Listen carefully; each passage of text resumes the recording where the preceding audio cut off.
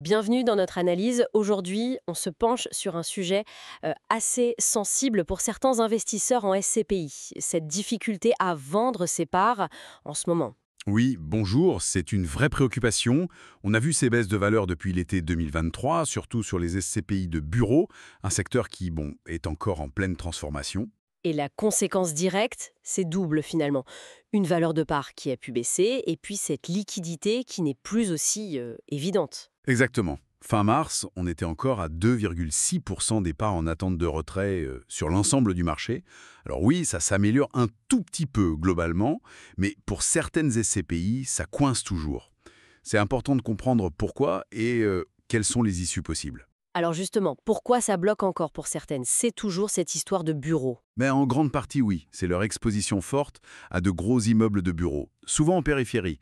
Un segment qui a du mal à retrouver son attrait d'avant la crise sanitaire, énergétique, tout ça, quoi. Et j'imagine que la peur de nouvelles baisses de prix, ça n'aide pas les acheteurs à se décider. Bah non, forcément. Ça dissuade ceux qui pourraient acheter maintenant. Résultat, un embouteillage à la sortie. Face à ça, pour un investisseur qui a vraiment besoin de récupérer son argent, quelles sont les options? On parle souvent du fonds de remboursement mis en place par la SCPI elle-même. C'est quoi exactement? Alors, le principe, c'est que la SCPI, elle organise elle-même la sortie en rachetant les parts des vendeurs. Pour ça, il utilise un fonds spécial, Mais où trouve-t-elle l'argent pour ce fonds? Elle doit vendre des immeubles? ID, ce qui appauvrit la SCPI et pénalise ceux qui restent. Et pour celui qui vend via ce fonds, j'imagine qu'il y a un coût? Une décote. Tout à fait. C'est souvent une décote importante sur la valeur de retrait, en plus des baisses déjà subies, hein. C'est un peu la double peine. Donc pas très attrayant. Non, et c'est pour ça que c'est très peu utilisé. Ça montre bien la tension, hein. On protège souvent la valeur pour les associés restants, quitte à rendre la sortie chère en période difficile. Autre piste parfois mentionnée, transformer la SCPI de capital variable en capital fixe. Qu'est-ce que ça change concrètement? En capital fixe, la liquidité ne passe plus par la société de gestion directement. Elle s'organise sur un marché secondaire, avec un carnet d'ordre. Un peu comme une petite bourse interne, quoi. Ah oui, l'offre rencontre la demande et ça fixe un prix. Voilà. Le prix fluctue. L'avantage pour certains, c'est que le coût de la liquidité, la décote, si on veut vendre vite, eh bien, il est supporté par le vendeur directement. Sans impacter les autres associés. Exactement.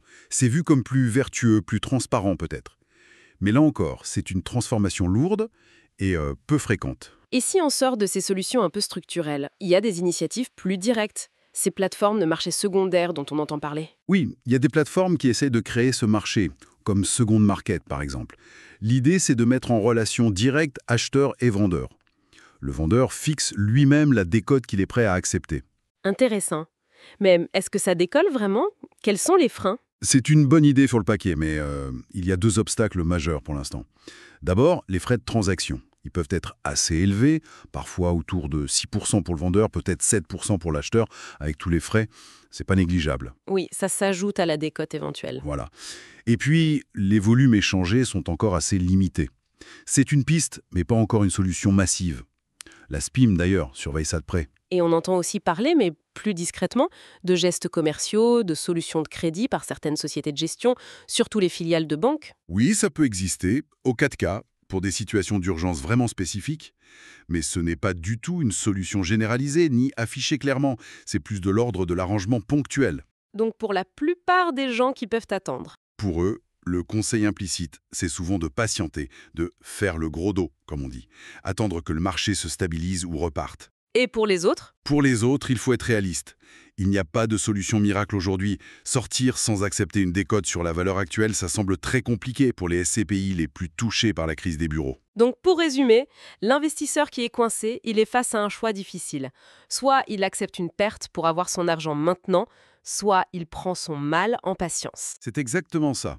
Un arbitrage qui dépend vraiment de la situation personnelle, du besoin de liquidité de chacun. Bon, et pour finir, peut-être une question un peu plus large. Est-ce que cette crise de liquidité sur une partie du marché des SCPI, ça ne devrait pas nous faire réfléchir un peu plus? Je veux dire, au-delà de la conjoncture actuelle?